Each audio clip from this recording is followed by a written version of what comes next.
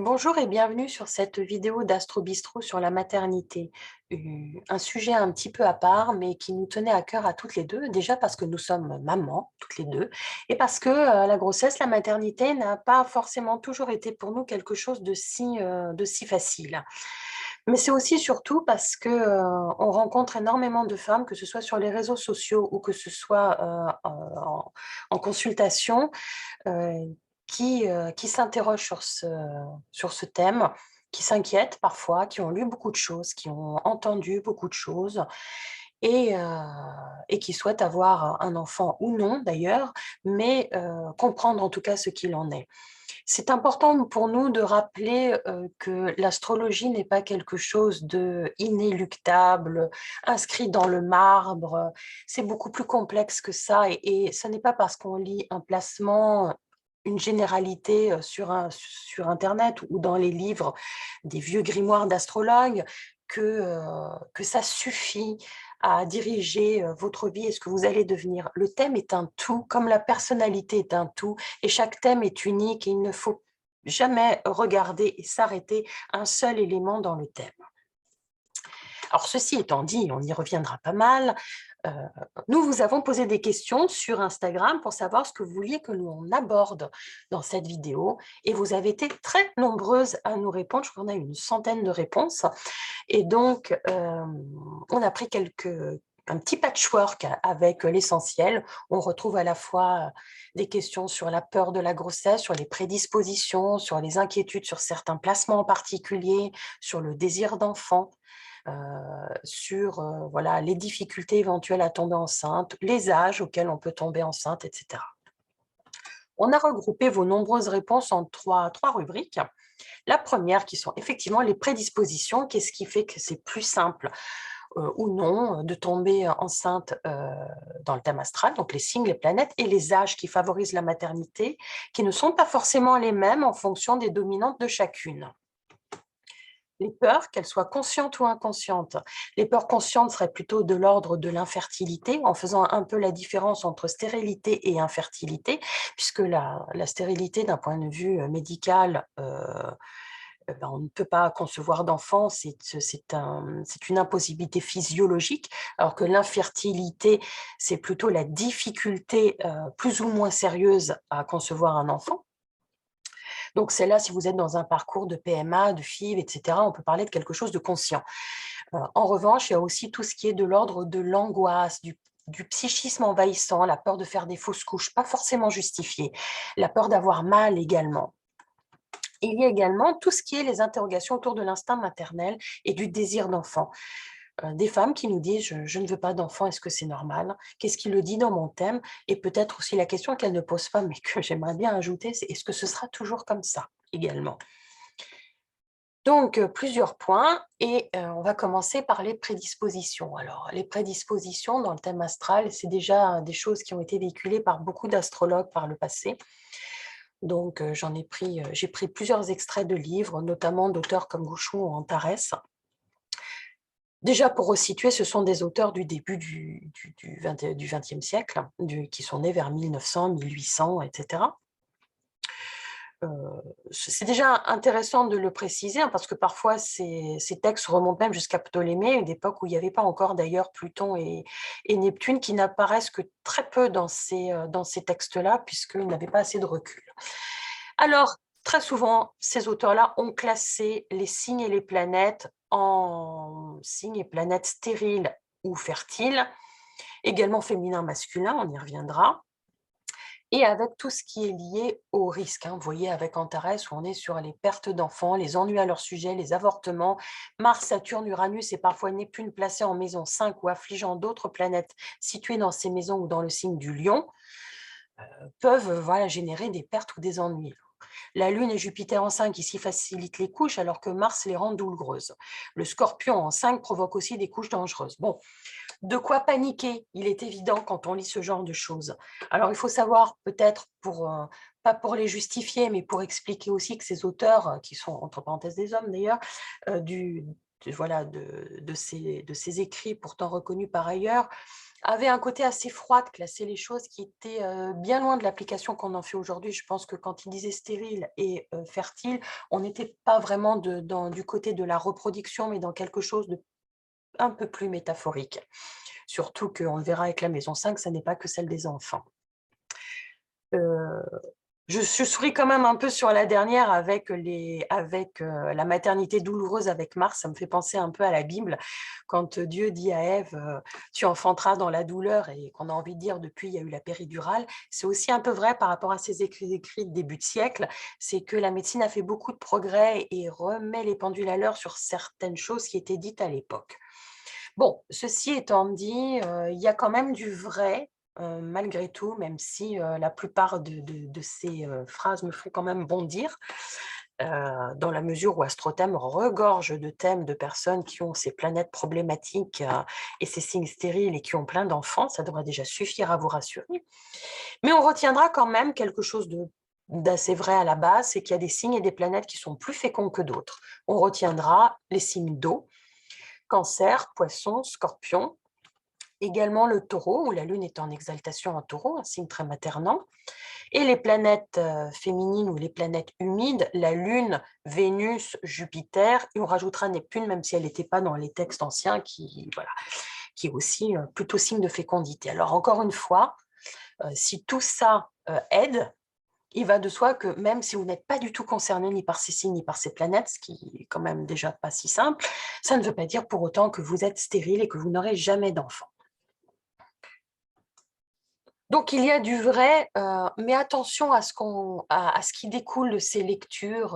Vous voyez, c'est quand même assez lapidaire, quoi. C'est 2 lignes, et d'un seul coup, on va se mettre à lire ça sur Internet. Oh là là, moi qui me vois pas vivre sans enfant, je suis pas bien partie avec un soleil en Lion en 5. Alors que bon, ça veut dire que c'est aussi là où on va briller, le soleil dans la maison 5. Donc, où je pense que je n'aurai pas d'enfant malgré un Jupiter en Poisson, trigone à la Lune en Cancer, donc quand même plutôt sympathique. Saturne se trouve en maison 4 et la maison 5 est vide. Bon, alors, déjà, c'est totalement infondé d'un point de vue astrologique, et puis c'est des inquiétudes qui n'ont pas, vraiment pas de raison d'être, quand bien même elles seraient fondées un tant soit peu sur le plan astrologique. Et le pire, et ça c'est très fréquent, j'ai pris juste un des derniers témoignages qui nous est arrivé, mais ça on l'a souvent, il y a plusieurs années, j'ai vu un astrologue et j'ai fait l'erreur de lui demander si j'aurais des enfants. Donc, elle m'a prédit une grossesse qui avait déjà eu lieu et elle m'a dit qu'elle ne voyait plus d'enfants. Bon, là, il y a quelque chose d'essentiel, que j'appellerais de la prévision à l'autoréalisation. Il y a une voyante, je crois, qui a écrit ça. Vous trouverez sur notre site, sur notre compte Instagram Astrobistro, des citations d'elle, j'ai plus le nom en tête du livre, qui disait que si on vous fait une prévision, même si vous êtes très cartésien, vous n'y croyez pas du tout, quelle que soit la prévision qui vous sera faite, par exemple, vous risquez d'avoir un accident de voiture, ou dans ce cas précis, vous n'aurez jamais d'enfant, par exemple, la probabilité que ça se produise est beaucoup plus élevée que si on ne vous avait pas fait de prévision, parce que quelque part, ça s'engramme dans l'inconscient, ça reste bloqué quelque part, et ça joue sur le psychisme, sur la réalité et l'autoréalisation, surtout en plus si on a un peu de planètes qui sont plus de l'ordre suggestible. L'autoréalisation est possible, donc pitié, pitié, arrêtez de vous angoisser. C'est vrai qu'il y a des astrologues, des voyants, des gens qui sont criminels à dire des choses comme ça. Déjà, le manque d'éthique qu'il y a derrière devrait suffire à faire bondir. Quant aux anciens écrits, ils sont vraiment à prendre avec des pincettes et pas au pied de la lettre. Ceci étant dit, je vous donne un exemple qui m'a fait sourire parce que je l'ai eu il n'y a pas longtemps, d'une femme qui est venue en consultation et qui a un thème plutôt fécond, hein, Lune, Vénus, Jupiter, tout ce qu'on vient de dire, dans un signe fécond en maison 5, celle des enfants, et le tout placé dans des signes féminins, car oui, il y a des signes féminins et des signes masculins. Alors, les signes féminins, c'est 1 sur 2, Taureau, Cancer, Vierge, Scorpion, Capricorne, Poisson. Donc là, on voit que le Soleil est en Capricorne, que tout ça, c'est en signe féminin. En plus, Vénus, la planète de la féminité. Je n'ai pas pu rater le coche. Je lui dis, vous avez beaucoup d'enfants, peut-être avec cette lune Vénus-Neptune en 5. Elle me dit, oui, j'en ai 5. Et moi, que des filles, et elle, que des garçons. Donc ça m'a fait sourire, que des garçons, mais tous artistes. ce qui revient à dire quand même quelque chose qu'on sait déjà, c'est que la dichotomie masculin-féminin est vraiment aussi à pas au prendre au sens genré du terme. Et quand on parle de polarité yin-yang, c'est parfois mieux. On peut très bien avoir des garçons qui sont féminins ou des femmes qui sont masculines, entre guillemets. Bref, voilà, c'est encore quelque chose d'un peu ancien qui a relativisé. Puis j'ai envie de dire par rapport à tous ces textes, surtout la psychologie est passée par là, et l'astropsychologie en l'occurrence, qui fait quand même relativiser beaucoup de choses. Donc, dans les prédispositions, on va vous parler beaucoup de la Lune, la planète de la féminité, de la femme, de la maternité et de la maison 5 que notre illustrateur avait représenté en crèche, je trouve assez sympathique. Même si, bien sûr, la maison 5 n'est pas que la maison des enfants. Donc, vous avez compris, notre règle numéro 1, c'est surtout arrêtons de systématiser. Ne paniquons pas pour un seul élément. Comme pour tout secteur de l'existence, il ne suffit pas de regarder un emplacement pour se faire une idée. Donc, ce n'est pas parce qu'on n'a rien en maison 5, que la maison 5 est en signe stérile, par exemple, que derrière, on n'aura pas d'enfant. Déjà, c'est une façon assez limitative d'envisager l'astrologie. Donc, et puis bon, voilà, et puis c'est tout à fait faux. Donc, on va regarder les choses dans l'ordre toujours. Qu'est-ce qu'on regarde en premier pour la maternité? Comme pour toute autre chose, c'est toujours la dominante du thème qui prime. Alors ici, on ne va pas vous refaire un cours sur les dominantes, mais on sait que les planètes angulaires, les planètes qui sont liées au Soleil, à la Lune ou au maître d'ascendant, qui sont des planètes importantes, signent la dominante d'un thème. Et en fonction de ces dominantes, telle ou telle personne ne se comporte pas de la même manière. Par exemple, quelqu'un qui va être plutôt solaire avec Uranus, Saturne fort, va spontanément privilégier plutôt la sphère socio-professionnelle. En revanche, il domine par derrière la Lune, Vénus, Neptune. Alors oui, la sphère affective, la famille, les enfants importeront davantage. Donc déjà, on ne part pas toutes, puisqu'on est plutôt sur les femmes, avec le même besoin de faire des enfants ou pas, déjà, en fonction de ce qui importe pour nous. Ensuite, évidemment, on va regarder la position du maître d'ascendant. Je vous rappelle, le maître d'ascendant, c'est la planète qui gouverne l'ascendant. Si vous êtes ascendant Taureau, c'est Vénus. Si vous êtes ascendant Bélier, c'est Mars. C'est comme un deuxième ascendant, c'est le moi qui est représenté par ce maître d'ascendant. Et là où il tombe, en maison, avec ses aspects, ça va aussi nous renseigner sur les choses qui sont importantes dans notre vie et le secteur qu'on va privilégier, qui n'est pas forcément celui de la maternité et de la famille. Donc. Ensuite, on va quand même regarder la mère. Et quand on parle de la Lune, avant de parler de vous en tant que maternité, c'est vraiment quand même indispensable de s'interroger sur nos propres relations à la mère. Parce que la mère, la façon dont elle nous a élevés, sa propre maternité à elle, toute la lignée généalogique qu'il y a derrière, tout ça a une incidence sur la façon dont nous autres femmes, nous allons vivre notre propre maternité à notre tour. Il est donc important de regarder en détail la Lune, en signe, en maison, en aspect. C'est même peut-être le point le plus essentiel. Donc, de la mère à la maternité, je vais vous donner quelques exemples pris au hasard. Par exemple, quand on a une lune qui est conjointe au nœud sud, on dit un petit peu tout ce qui est la généalogie, tout ce qu'on charrie avec nous-mêmes. Ça peut être essentiel de creuser l'histoire généalogique parce que ça peut avoir une incidence sur la féminité et la maternité. Une lune noire, lune Pluton conjoint au nœud sud peut demander qu'on s'interroge sur comment nos mères, grand-mères, arrière-grand-mères ont vécu elles-mêmes leur maternité. Et on peut être à même de mieux comprendre certaines angoisses qui ne s'expliquent pas, certaines difficultés qu'on ne comprend pas d'un point de vue médical. Je schématise, mais c'est un peu ce type d'idée-là. Avec une lune qui serait très bien reliée à l'ascendant ou au maître d'ascendant, conjonction, trigone, sextile, la relation à la mère est normalement plutôt bonne. Et si elle ne pose pas de problème, en toute logique, la maternité non plus. Et à contrario, des lunes qui sont plus problématiques, par exemple au descendant rejeté, c'est ce qu'on dit quand c'est opposé à l'ascendant, peut poser davantage de problèmes d'intégration des valeurs féminines, puisqu'il y a moi d'un côté et la féminité de l'autre, et donc aussi des valeurs maternelles. Mais c'est vrai dans un premier temps, pareil pour le même carré, de même pour un carré, mais encore une fois, c'est un facteur isolé et ça ne suffit pas à affirmer le moindre pronostic. Ensuite, les aspects de la Lune aux autres planètes vont être importantes parce qu'en fait, chaque femme va vivre sa féminité d'une manière différente. Si on est plus sur une Lune Verseau, Lune Uranus, Lune Mars, Lune Bélier, on sera plus rebelle, plus insoumise. Peut-être que ce sera plus important d'être féministe si on est une Lune Uranus que à proprement parler maternelle, comme peut l'être une lune poisson, une lune cancer, une lune Vénus, plus soumise, de façon plus renonciatrice avec Saturne, avec le Capricorne, de façon plus chaleureuse avec la lune, avec Jupiter. Tout ça pour dire que notre féminité n'est pas la même et dépend déjà aussi beaucoup des aspects que font la lune dans le thème. Ensuite, bien sûr, on parlera de la maison 5. Son signe, ses planètes, son maître et ses aspects. Je rappelle que si la maison 5 est vide, le maître de la maison 5 est tout aussi important que les planètes qui pourraient s'y trouver.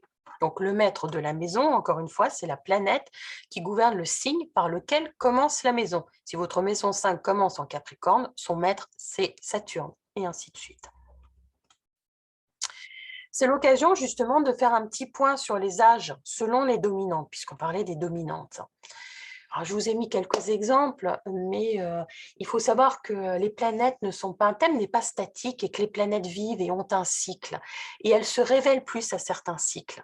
Par exemple, pour une lune Uranus ou pour un Uranus en 5, la possibilité d'avoir des enfants vers 21, 22 ans, 27, 28 ans ou 42 ans est une réalité parce que Uranus fait son cycle en 84 ans et donc les premiers carrés et à 21 ans et l'opposition à 42 ans sont des aspects clés et est assez fréquent avec une lune Uranus ou un Uranus en 5 d'avoir des enfants, même pourquoi pas 42 ans. La lune Saturne ou Saturne en 5, c'est la même chose. Saturne fait son cycle en 29 ans. C'est assez fréquent d'avoir des enfants après 29 ans. Encore une fois, c'est fréquent, ça ne veut pas dire que c'est systématique, loin s'en faut. Mais enfin, les enfants dits entre guillemets tardifs, après 29 ans, correspondent à la maturité saturnienne. Avec une lune Jupiter, un Jupiter en 5, on sera sur des cycles plutôt de 12 ans, 24, 36 ans. Et après, tous les carrés, tous les trigones et carrés, donc tous les 12 ans, mais aussi tous les 4 ans. Ensuite, nous allons vous parler des peurs, des idées reçues aussi. Ah mon Dieu, j'ai Saturne en 5, je ne vais pas avoir d'enfant, j'ai Pluton en 5, je vais faire des fausses couches, j'ai la Lune noire en 5, etc. etc. Donc, tout ce vers quoi on ne veut pas aller, on voudrait tellement vous rassurer, tellement vous dire que c'est un facteur si isolé du reste du thème qu'il est difficile de le prendre en compte. Donc, qu'est-ce qui se cache derrière les lunes problématiques et les placements problématiques? Je vous mets problématiques entre guillemets.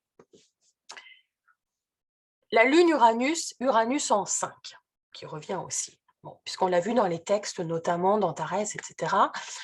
Est-ce qu'avec Uranus en 5 et une lune Uranus, j'ai plus de problématiques pour ne pas avoir d'enfants? Alors, la lune Uranus, elle fait la féministe. C'est important de comprendre qu'une femme qui a une lune Uranus qui va dire est-ce que je vais avoir des enfants, peut-être que ce qui se cache derrière, j'y reviendrai après, c'est je suis pas vraiment sûre de vouloir en avoir parce que moi, ce qui compte, c'est d'être libre, de faire ma vie de femme et j'ai pas forcément envie d'être entravée entre guillemets par les enfants. Donc, il y a une forme de refus de la maternité qui est induite par Uranus. D'ailleurs, souvent, le cycle menstruel est irrégulier. Alors moi, personnellement, j'ai une lune Uranus et j'ai effectivement des cycles menstruels irréguliers depuis toujours, et on dit que d'une manière plus ou moins inconsciente, c'est une forme de refus de la féminité, de la maternité derrière. Donc les enfants peuvent arriver de façon imprévue, parce que Uranus, c'est un côté brusque ou soudaine, ou quand on n'en voulait pas, ou quand on s'y attendait pas. Je vous passe le nombre de femmes avec des lunes Uranus qui étaient dans des process de PMA, de FIV, etc., qui n'avaient pas d'enfants, et quand elles ont arrêté, elles ont eu des enfants naturellement. Ou quand on leur a dit vous n'aurez pas d'enfants, paf, elles sont tombées enceintes au moment où on ne s'y attend pas. Voilà, côté brusque d'Uranus et inattendu. La conception, la grossesse, l'accouchement peuvent aussi se faire de façon non naturelle. Uranus est souvent lié à la modernité derrière. Donc, effectivement, tout ce qui est les process modernes de PMA, de FIV, ou même simplement de médicamentation spécifique pour créer l'ovulation, ou le cycle peuvent intervenir dans la maternité, plus particulièrement pour ces lunes et ces Uranus-là. Et puis, plus basiquement, on l'oublie souvent, Uranus en 5, ça peut être simplement, je vais avoir des enfants Verseau ou des enfants avec une dominante uranienne. En général, ça marche bien même, ça. Un exemple avec Florence Foresti. Alors, Florence Foresti, on a un petit peu ici la totale. Elle a une lune Mars, hein, donc opposée à Uranus ici, donc en aspect de tension, comme on va dire. Donc, une lune pas à proprement parler très maternelle, hein, en bélier avec Mars et opposé Uranus. Et je passe le reste. Donc, et d'ailleurs, on voit, j'aime bien ces mots. Je n'avais pas prévu d'avoir un enfant. Donc, on est vraiment dans le côté soudain. Ah bah, j'avais pas prévu, mais paf, il est arrivé. Je savais que je n'étais pas faite pour ça. La femme féministe qui a une vie, qui a une carrière, etc. Mais on rigole bien avec ma fille, dit Lune Mars Bélier, qui est toujours un peu plus, on rigole bien. Donc, bon, rien à dire. C'est un exemple d'une Lune Uranus qui a eu des enfants sans s'y attendre. La Lune Saturne et Saturne en 5. On commence à arriver dans les planètes réputées un peu plus sèches et un peu plus stériles. La Lune Saturne, elle est caractéristique du complexe de sevrage. C'est quand l'enfant a été sevré trop tôt ou trop tard.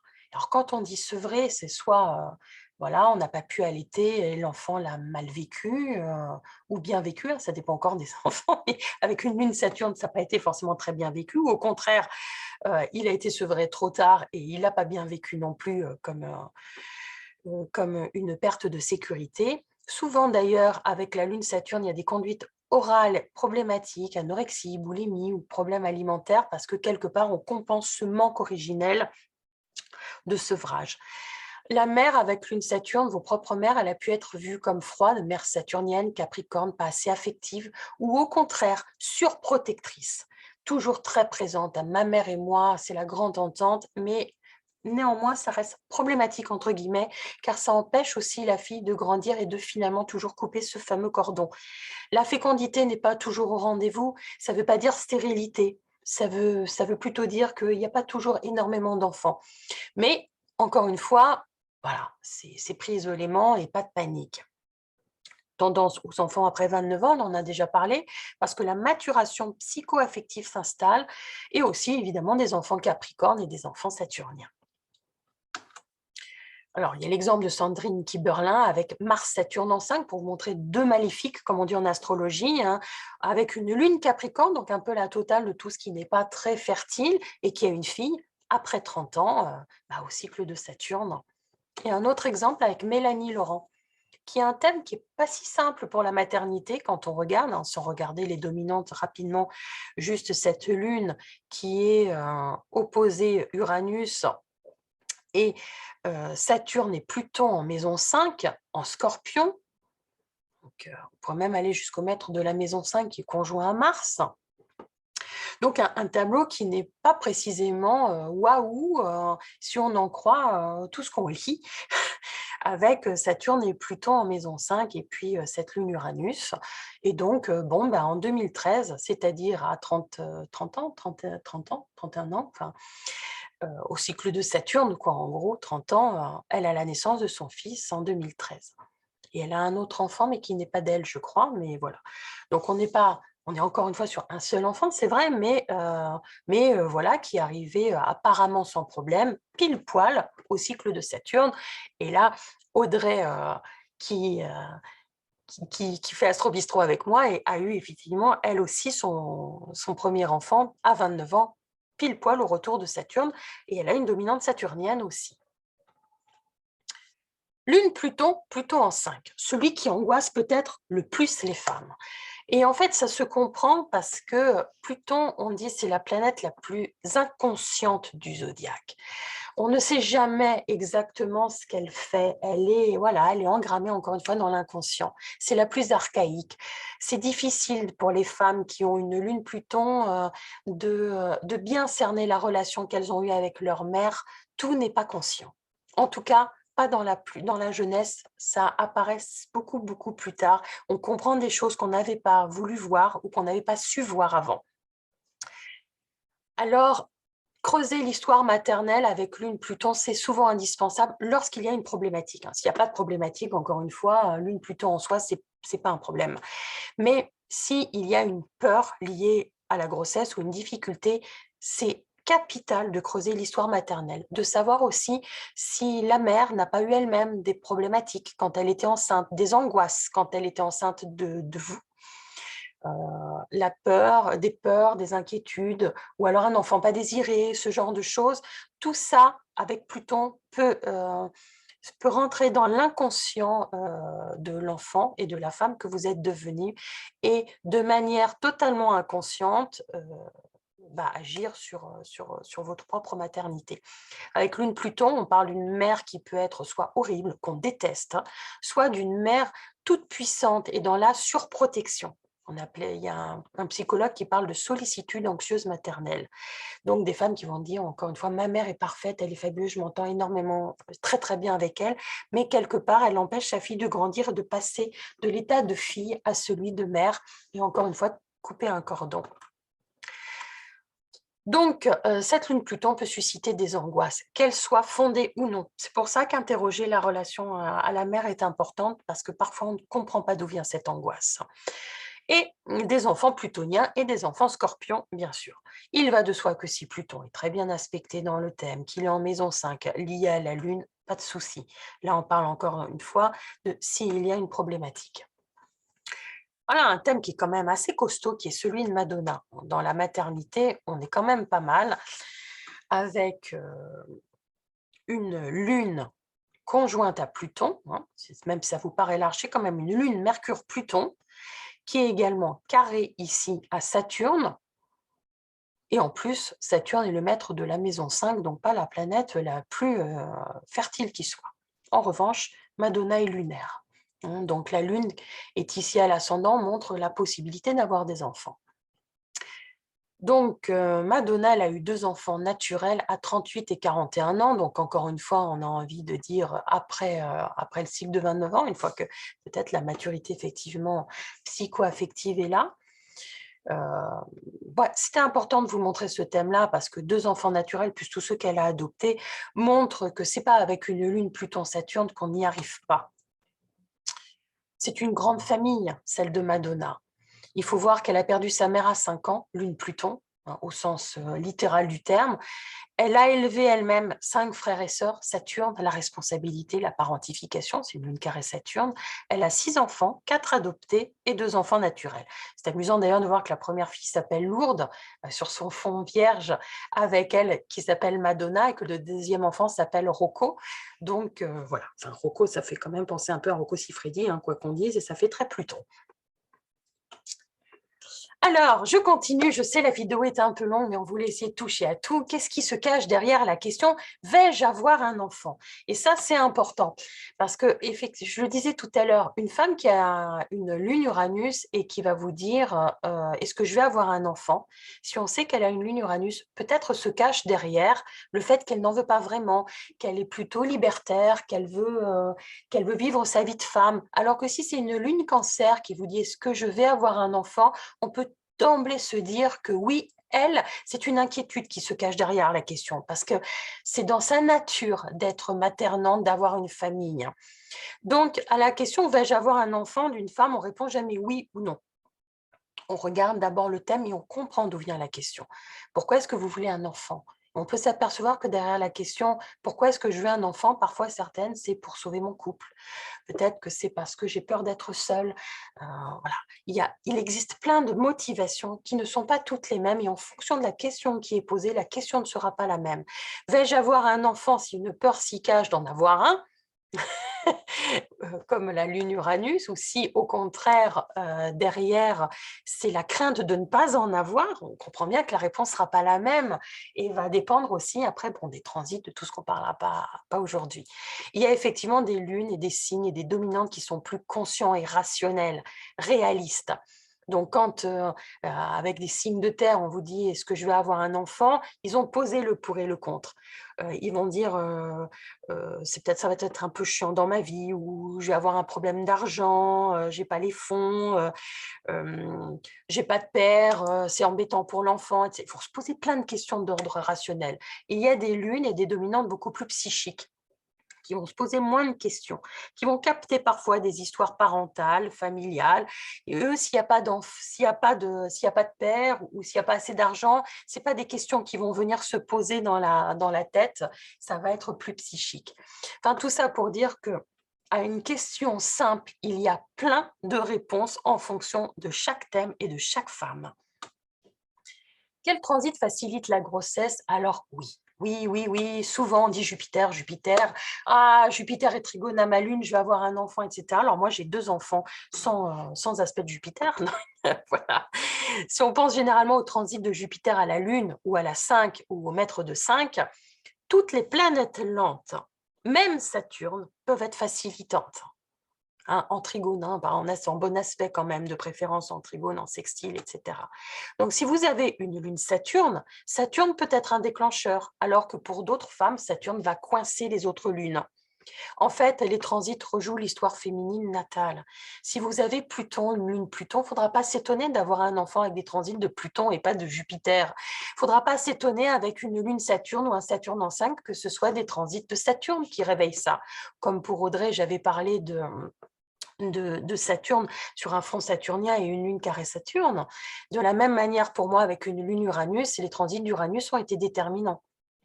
Et j'ai eu des enfants, effectivement, proches de la quarantaine. Il existe plusieurs techniques, bien sûr, on regardera les transits, on regardera les progressions, les révolutions solaires, mais j'utilise personnellement beaucoup les révolutions lunaires pour faire des thèmes de grossesse. La révolution lunaire, juste rapidement, c'est le retour de la Lune sur sa position natale. Donc tous les 28 jours, hein, comme le cycle menstruel de la femme, c'est le même principe, une révolution solaire. Et ça peut donner énormément d'éléments supplémentaires pour voir les mois qui correspondent le mieux à une possibilité de fertilité. Donc très utilisé pour faire des FIV par exemple, ou choisir des périodes clés d'ovulation. Voilà, c'est tout pour ce premier tour de piste qui demandera bien sûr, on fera des conférences sur ce sujet-là, on ira beaucoup plus loin. Mais là, c'était juste, voilà, on espère juste vous rassurer, arrêtez de vous voir paniquer parce que ça nous fait mal au cœur, qu'on est très empathique et que voilà. Pitié, arrêtez, hein, vous avez encore toutes vos chances et surtout si vous êtes encore toute jeune. Ensuite, vous nous retrouvez sur Astrobistro, sur Instagram, sur Twitter, sur Facebook, sur notre appli également. Vous retrouvez nos petits livres et surtout, je vous dis, eh bien, à très bientôt.